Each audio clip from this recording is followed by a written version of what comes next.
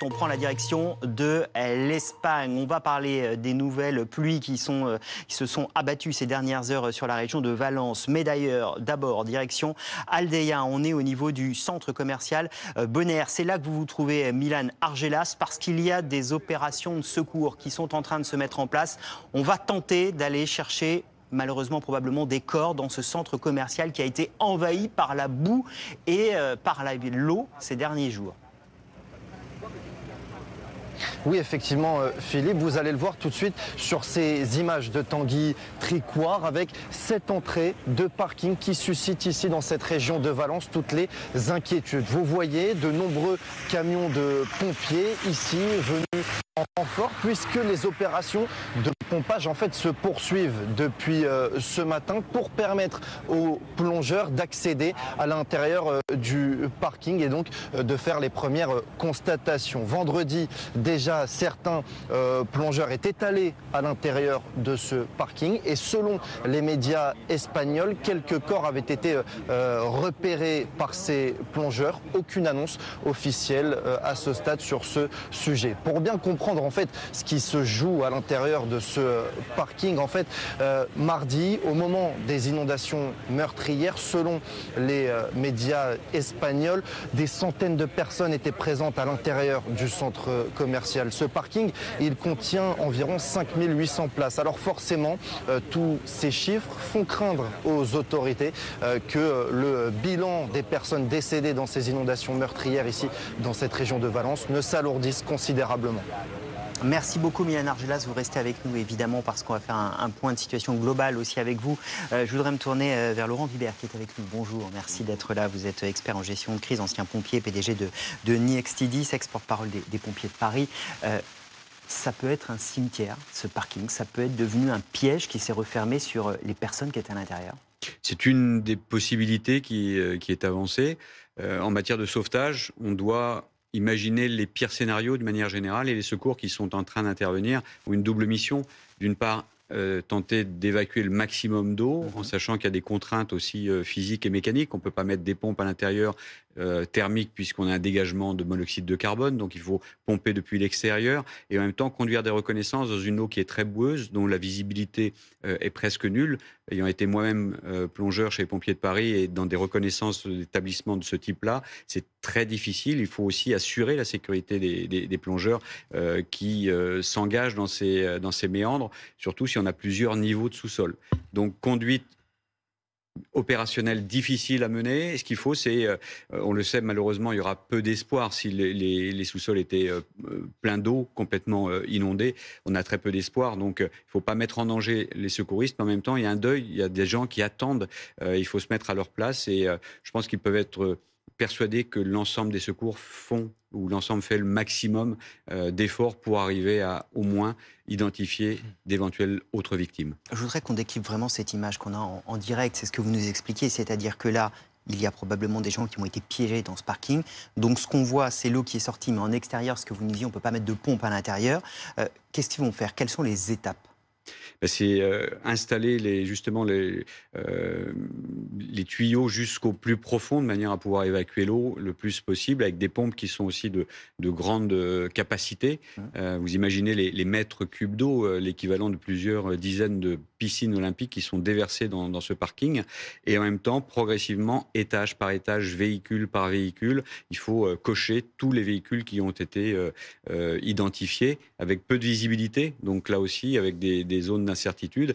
Et progressivement, quand l'eau descendra, il faudra affiner ces recherches de manière à pouvoir faire un bilan exact de la situation. Ce sont là encore des conduite d'opérations difficiles, il faut vraiment des spécialistes. On ne peut pas engager n'importe quel sapeur-pompier ou militaire. Ça fait partie de spécialités de sapeur-pompier. Ce qui explique que ça prenne du temps?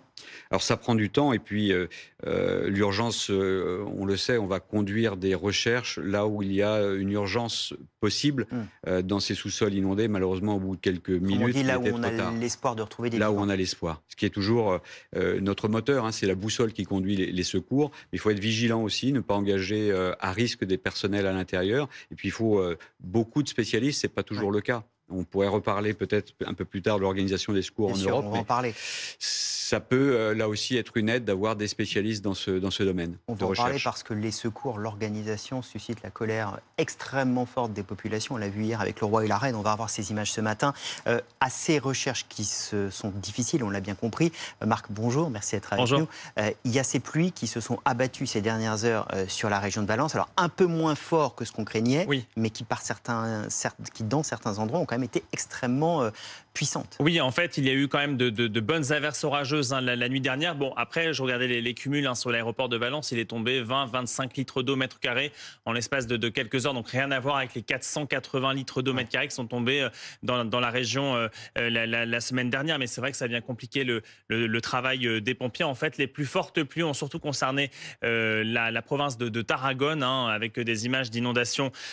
Cette nuit, on aperçoit d'ailleurs ces images de Tarragone, où là, il est tombé pour le coup 50 litres d'eau au mètre carré en l'espace d'une heure. Donc Tarragone, 130 000 habitants, une ville très urbanisée. Pour le coup, dès lors qu'il tombe 40-50 litres d'eau au mètre carré en l'espace d'une heure, ça provoque automatiquement du ruissellement. Mais depuis, quand même, la situation s'est améliorée à Tarragone. Cette ville de Tarragone, il y a d'autres villes, là on le sait, qui ont été touchées ou pas? En fait, c'est la Catalogne qui est actuellement touchée, donc Tarragone, Barcelone également par ces fortes pluies. Le problème, c'est qu'on a toujours cette goutte froide dont on parle depuis la semaine dernière. Elle est bloquée sur la péninsule ibérique. Pourquoi? Parce que nous avons un anticyclone qui est bloqué sur la France. Et tant que cet anticyclone va rester bloqué, eh bien cette dépression, cette goutte froide va aussi rester bloquée. Et en fait, pour l'instant, pour les 7 prochains jours, l'anticyclone reste littéralement vissé sur la mer du Nord. Et donc, dans ces conditions, eh bien, la goutte froide va rester bloquée sur l'Espagne et donc va continuer d'alimenter cette instabilité qui va toucher, encore une fois, notamment les régions du sud et de l'est de l'Espagne, d'où cette vigilance orange encore en cours ce matin, principalement en Catalogne. Alors on suit évidemment cette situation, ça vient encore alourdir la peur et la difficulté des habitants à essayer de retrouver un semblant de vie normale. Rebecca Blanc-Lelouch, on vous retrouve, vous êtes à la Torée pour BFM TV. Faut être clair, dans certains endroits, on manque de tout, on manque d'eau potable, on manque de nourriture. Il y a un risque sanitaire aujourd'hui qui se pose. Oui, absolument. Regardez sur les images de Morgane Dumont, il y a également une évacuation d'un parking qui est en train d'avoir lieu, comme au parking du centre commercial d'Alcampo. Là, c'est le parking de la place principale du quartier de La Torre dans la ville de Sédaví. C'est le parking public de la mairie qui comporte 200 à 300 voitures, qui a été submergé d'eau à 5 mètres de haut. C'est un parking sur 2 niveaux. Et les pompiers nous expliquaient que c'était très compliqué pour eux de s'y rendre parce que l'eau est très très sale, donc c'est difficile d'y voir quelque chose, mais également et surtout parce que l'eau commence à être très infectée. Et vous le voyez, cette eau dont je vous parle est en train d'être évacuée et donc diluée dans la rue. Donc évidemment que ce problème de salubrité se multiplie, s'étend dans toute la ville. On sent, on peut vous le dire avec Morgane Dumont, depuis 2-3 jours, on constate une odeur très très forte, pour ne pas dire insupportable. C'est normal, l'eau est infectée puisque dans le parking, juste au-dessus duquel nous nous trouvons, il y a potentiellement encore des recherches qui sont en train d'être effectuées et potentiellement une dizaine de corps de personnes décédées à l'intérieur depuis maintenant 6 jours. Merci beaucoup Rebecca Blanc-Lelouch. Vous restez avec nous, on suit ces opérations un peu partout de pompage, d'évacuation, de nettoyage, ce risque sanitaire. Tout cela alimente évidemment le désarroi et la colère des habitants. Hier, le roi Felipe VI et la reine Laetitia se sont rendus à Peporta, l'un des villages qui a été particulièrement touché. Et ils ont été accueillis par cette colère, par cette rage même de certains habitants qui n'ont plus de nouvelles de leurs proches, avec ces centaines de personnes disparues. Ça a donné lieu à des scènes absolument incroyables. Les habitants ont tout simplement ramassé la boue qui était au sol et l'ont jetée sur le roi et la reine au cri d'assassin. Regardez.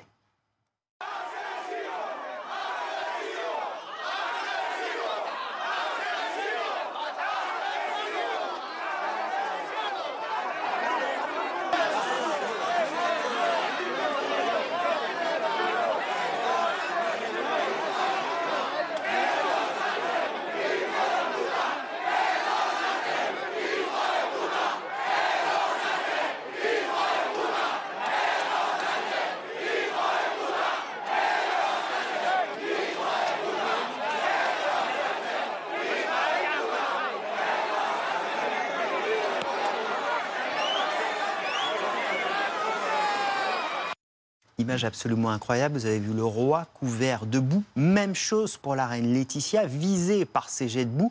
Avec le roi, ils sont quand même restés. La reine Laetitia, qui par moments était en larmes, qui a essayé de parler à des populations extrêmement en colère. D'autres, au contraire, qui lui ont dit « Ma reine, c'est pas contre vous, mais on n'en peut plus. » Regardez cette séquence.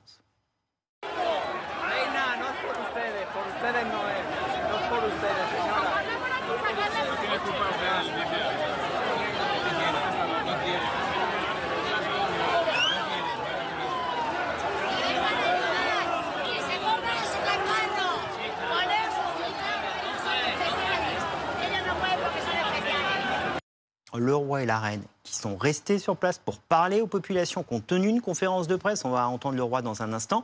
Le Premier ministre, lui, qui était là au début de la séquence, eh bien, a dû fuir. Il est remonté dans sa voiture et il est parti. Sauf qu'il a été poursuivi, regardez bien, par les habitants très en colère qui se sont attaqués à sa voiture. Des coups de pied, des coups de bâton. La vitre arrière de son véhicule va même être cassé, le Premier ministre qui fuit face à la colère. Mais vous voyez la situation, tout ça dans un bain de boue. Vous avez là la voiture du Premier ministre. C'est absolument surréel comme image. Vous voyez la colère de ces habitants. Les gardes du corps, évidemment, qui ont essayé de faire partir cette voiture le plus vite possible. Elle a réussi à s'enfuir, mais je vous le disais, la vitre arrière a été brisée par des jets, par des coups portés. Vous le voyez sur cette voiture. On est là bien sur la voiture du Premier ministre espagnol. Image absolument surréaliste dans cette Espagne traumatisée. Rebecca Blanc-Lelouch, on va vous retrouver. Vous êtes en Espagne depuis plusieurs jours maintenant. Cette colère des habitants, vous l'aviez entendue, vous l'avez recueillie ces dernières heures, ces derniers jours. Oui, absolument. Elle s'est surtout développée depuis 48 heures, mais elle est unanime. Encore un exemple qu'on peut vous raconter, ce qu'on a vécu avec Morgane Dumont il y a quelques minutes à l'instant quand nous sommes arrivés à la Torre dans le quartier de Sédavy. On s'est positionné pour faire un duplex, pour vous montrer les conditions sanitaires.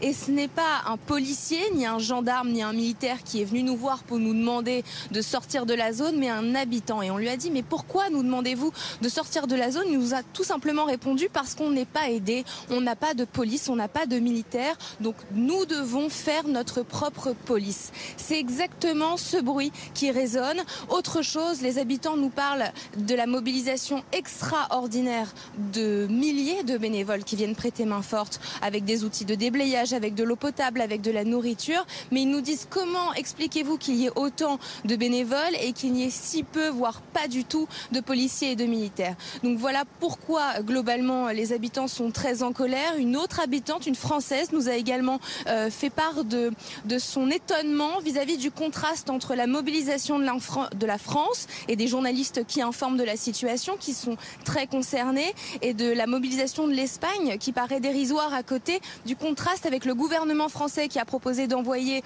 des aides, des pompiers volontaires, et l'Espagne qui les a refusés, disant qu'ils avaient les moyens suffisants. Et puis rappelons qu'il y a quelques jours, le Premier ministre Pedro Sanchez a annoncé un plan d'aide pour les sinistrés à la hauteur de 250 millions d'euros et de 6 000 euros par sinistré, par victime. Une aide qui paraît évidemment dérisoire pour la reconstruction d'une vie. Rebecca, je voudrais que vous nous parliez de l'image derrière vous pour qu'on comprenne bien. Toutes les rues de ce village où vous êtes ressemblent à cela, c'est-à-dire que tout est dehors, qu'on marche au milieu de la boue, au milieu des détritus, au milieu des amas de gravats. Honnêtement, Philippe, il faut le voir pour le croire. On essaye de vous le montrer avec Morgane Dumont depuis ces derniers jours, mais nous sommes à J+6 et c'est encore un champ de ruines. C'est comme si nous étions au premier jour. Il y a des meubles, des outils d'intérieur, de ménage, des voitures à ne plus en finir qui sont complètement renversées, retournées ici à Sédavy. C'est d'ailleurs ici où se trouve le fameux cimetière de voitures dont on vous a beaucoup parlé sur l'antenne de BFM TV. Donc les gens essayent tant que possible, ne savent plus par où commencer, essayent de déblayer, essayent de récupérer de l'eau potable, essayent d'y voir clair, ne savent pas comment s'organiser et ne savent surtout pas comment se projeter dans la suite. Donc voilà, c'est un réel paysage apocalyptique dans lequel nous sommes avec Morgane Dumont depuis maintenant 5 jours. Image absolument impressionnante. Merci beaucoup Rebecca Lelouch, Morgane Dumont. On suit évidemment tout ce qui se passe grâce à vous, grâce à tous les envoyés spéciaux de BFM TV. Le roi, après cette arrivée, vous l'avez vu, et cette visite plus que chahutée, a quand même tenu à tenir une conférence de presse. Il s'est exprimé avec la reine à ses côtés et il a essayé de faire face à cette colère, à cette situation. Nous devons donner de l'espoir à ces personnes, répondre à leur urgence, mais aussi leur donner de l'espoir et leur garantir que l'État, dans toute sa plénitude, est présent. Ce n'est pas de la spéculation. Je crois que les ressources augmentent et que l'efficacité augmente également. Nous devons comprendre la colère et la frustration de nombreuses personnes parce qu'elles ont vécu des moments très difficiles, parce qu'elles ont eu du mal à comprendre le fonctionnement de tous les mécanismes et à faire face à la situation d'urgence.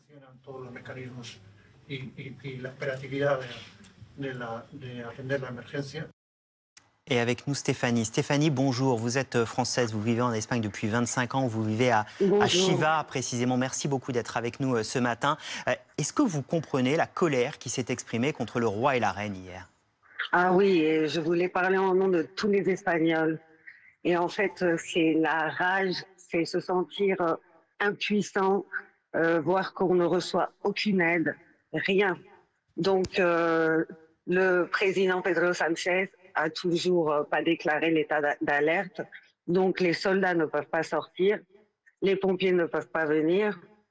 Il a refusé l'aide de la France, de tout le monde. Et la rage de tous les habitants de Paiporta, c'est parce que les rois ont été avec Pedro Sánchez, mais personne leur a apporté quoi que ce soit. Ils ont été les mains vides, ils n'ont aidé personne. Ils auraient pu charger l'hélicoptère, les voitures, les aider, des bottes pour les gens, pour qu'ils puissent travailler, des pelles, quoi que ce soit, de l'eau, du manger, quoi que ce soit. Mais ils n'ont rien reçu, donc c'est pour ça le peuple n'en peut plus. Ça me rappelle un peu tout ça, la Révolution française. Le peuple se sent complètement délaissé, abandonné. C'est quoi le sentiment du mépris, de l'abandon? De l'abandon, surtout de l'abandon. Et c'est le peuple qui bouge tout, c'est le peuple qui aide tout le monde, c'est vraiment le peuple, seulement le peuple. Et c'est grâce à tous les volontaires qu'on a pu survivre, qu'on a pu nettoyer les rues, qu'on a pu sauver les gens, grâce au peuple. Donc je ne sais pas si le Conseil européen peut mettre un peu de pression pour obliger l'Espagne à laisser rentrer les aides des autres pays. On en a besoin, on en a vraiment besoin. Vraiment. Est-ce que vous pouvez nous raconter ce que vous avez vécu? Comment vous avez vécu ces pluies diluviennes et quelle est votre situation aujourd'hui? Non, alors là, c'est chez moi, je ne sais pas si vous voyez très bien, tout ça, c'était comme une mer d'eau. D'ailleurs, on voit encore la route. On a été jusqu'à hier après-midi sans eau, sans lumière, sans pouvoir se laver, sans pouvoir cuisiner, sans pouvoir manger, sans rien. Mais vraiment sans rien. Et l'eau est arrivée au bout de l'eau, je vais dire de l'eau pour boire. Ils nous l'ont servi le deuxième jour, mais pas le gouvernement, le peuple. Le peuple est venu nous aider. Et c'est vraiment triste. Mais heureusement, c'est vrai que tous les Espagnols se sont appuyés. Il y a des gens de partout qui sont venus, de Madrid, de Bilbao, de partout, de Cuenca, les villages d'à côté, tout le monde. C'est formidable. Et je voulais surtout remercier les pompiers français volontaires qui sont venus nous aider. Les remercier vraiment. Tout le monde parle d'eux ici en Espagne. Tout le monde parle d'eux et tout le monde les remercie.